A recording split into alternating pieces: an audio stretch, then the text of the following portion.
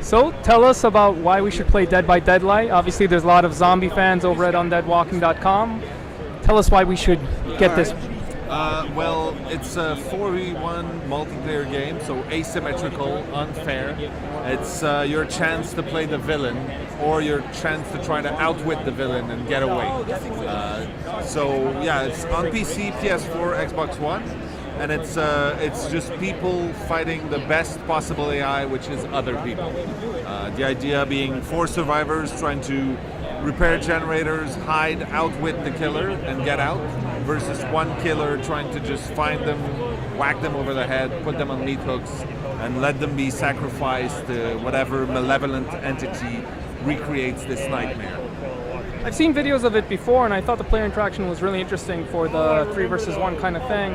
And I was wondering, like, in your experiments, when you were game testing and all that, how do people react? And are they angry sometimes?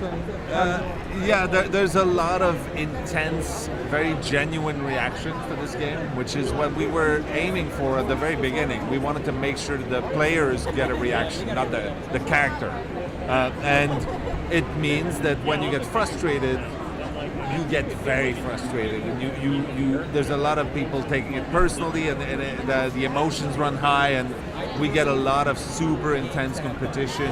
Throwing controllers like that? Stuff like that. Also, because we tap so much into what makes what I believe makes the old 80s, 70s slasher movies really good. It's that tension, that build up, the anticipation of the violence more than the display of it itself, means that you get those really intense moments of pure stress while playing the game, and that sort of never goes away, because it's based upon rules that we put in to make sure that there's always uncertainty.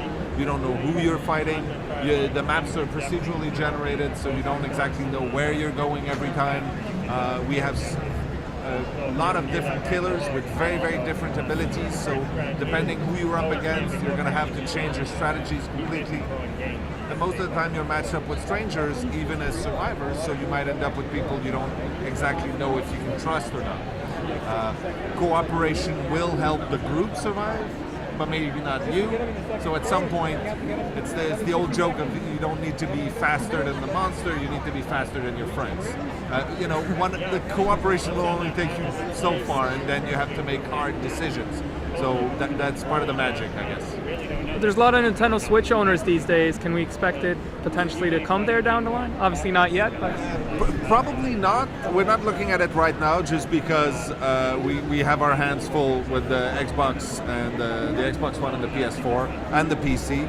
So we're trying to keep all of these identical. And the Switch being what it is, it requires a few changes to make sure that the game really takes full advantage of the platform itself, so we're probably not going to go that way. Is this a franchise you see down the line having extended sequels, or do you want to stay in one universe, kind of almost like GTA has a GTA Online going for years and years and years? We've created a universe, a lore, characters that I think is very strong, and we want to keep expanding on it, even when we bring in iconic characters like Michael Myers or Leatherface that just joined us.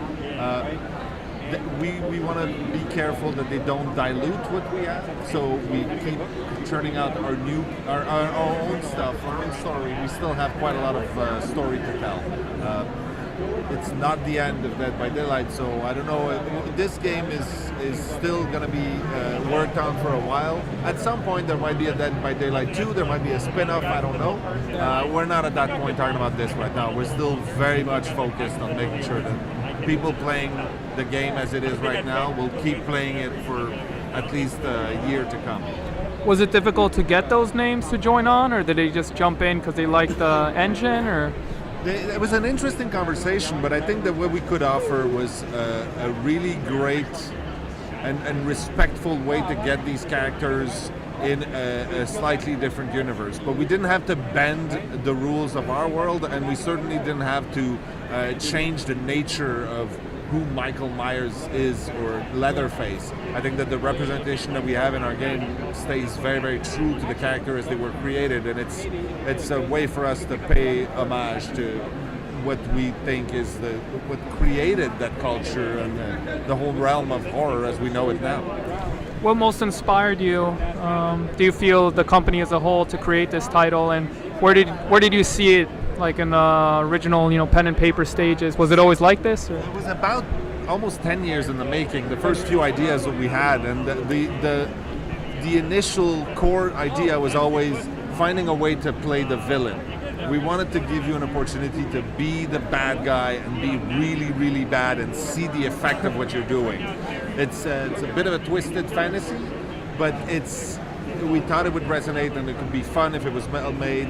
And we tried a few different ways of doing it, and they didn't really pan out as much as we wanted until we hit upon mixing that with at its core, the game is hide and seek, the same way you play when you're 9 years old, and that genuine, universal. And it's that instinct fear that you get when might be your best friend, but in that scenario, he's the worst thing possible, and he passes right next to you, and he doesn't see you, and that tension and the release and these real emotions that are super intense, that's what we wanted. And when we hit upon a prototype at some point where we had that feeling, we're like, oh, this would be perfect to mix in with our ideas of playing the villain, and the rest sort of stay true to that original vision. And do you see potentially a Robert Kirkman Walking Dead kind of crossover, since you've managed to get Leatherface and that, or you wouldn't want that anyway because you think it would interfere with the lore, as you mentioned before? That's the thing, it goes both ways. We want to make sure that we do not transform what the game we're creating is, but we also want to make sure that if we bring someone that's established, it's a character that's beloved, we want to make sure that we do it justice, and therefore we're not going to go after a license that is too far or that we couldn't really translate in game terms, because we want to be able to do this product justice. I mean, these people, they're all works of passions. We understand we're content creators, and if we're going to bring someone in, they need to be a good fit, so that when we have that conversation with the license holders, we go, you know what, this is what we think of doing, and they'll go, oh yeah, I can see my character doing that in your setting, let's do this. It needs to be, because it can't just be about money. Have you gotten approached for the engine itself by other companies, or you're not allowed to divulge that? Well, I don't know. These conversations are always extremely delicate until something is ready to be announced. But yeah, we've talked to a lot of different people, some really good fits, some far-reaching, and we got inspired quite a lot, and more is coming for sure. If you had to summarize the game in one line for people that have short attention spans, what would you say? Oh my God, I'd say it's the best nightmare you can have. Best nightmare. It's a good one. Thank you very much. Pleasure. That's very cool. You too.